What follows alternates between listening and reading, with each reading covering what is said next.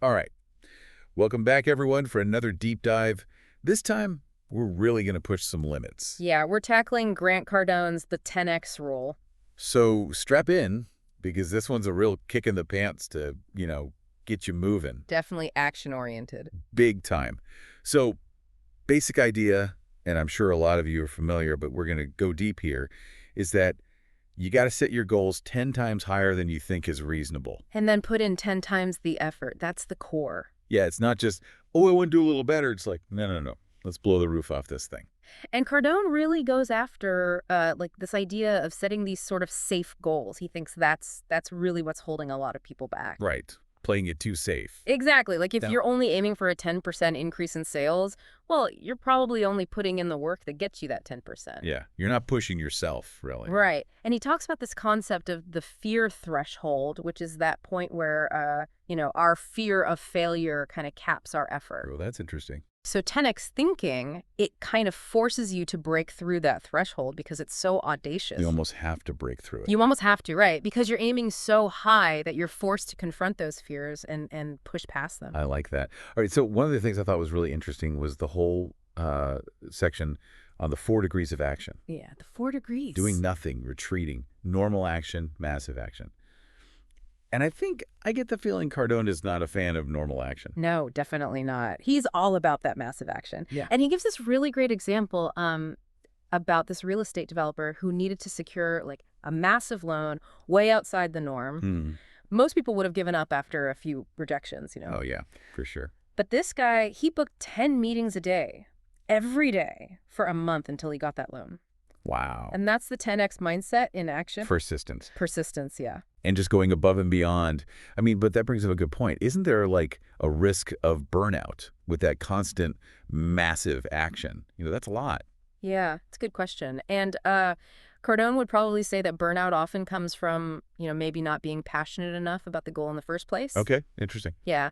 If you're truly committed, that action becomes fuel, not a drain. So Yeah. it's about finding that thing that really lights you up. That makes sense. It's got to come from within.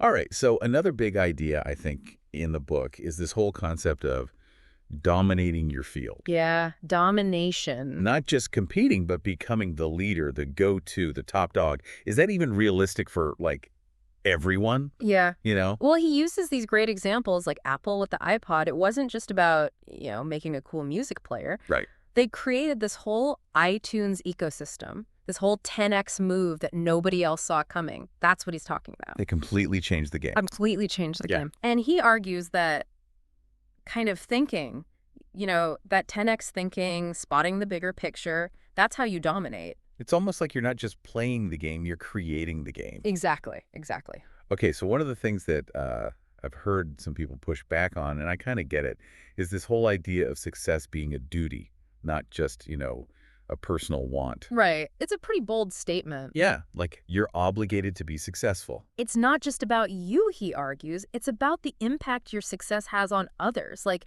if you see it as a responsibility to your family, to your community, to the world, it changes your motivation. That's a powerful way to look at it. He even suggests, that a lot of the problems in society come from people not striving for great success. Wow. Yeah, it's a pretty radical idea. It is. It's almost like he flips the script on ambition. Instead of it being this selfish pursuit, it's an act of service. Right, exactly. Which I kind of like that. Yeah, it's interesting. And part of that service, he talks about handling criticism.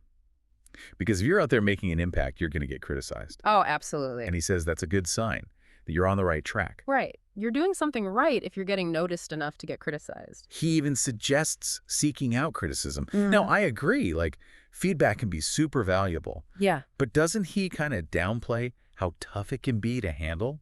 Especially for people who, might already be struggling with self-doubt. Yeah, he might be a little overly optimistic on that one. But I think his point is, don't let it paralyze you. Right. Take what's useful from the criticism, discard the rest, and keep moving forward. Don't dwell on it. Yeah. Okay, so if we were to boil it all down, like the 10X rule, at its heart, it's really about action, but a very specific type of action.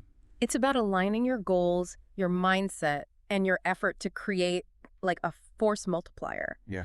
He argues that most people fail not because they don't have good ideas, but because their actions are too small for their ambitions. They're not backing it up. They're not backing it up exactly. And, thinking back to that real estate developer example, it wasn't just like one big action. Yeah. It was consistent, massive action over time. Consistency is key. That's the key, right? And I think even if, the full 10x scale feels, kind of overwhelming, Oh, sure. It can be intimidating.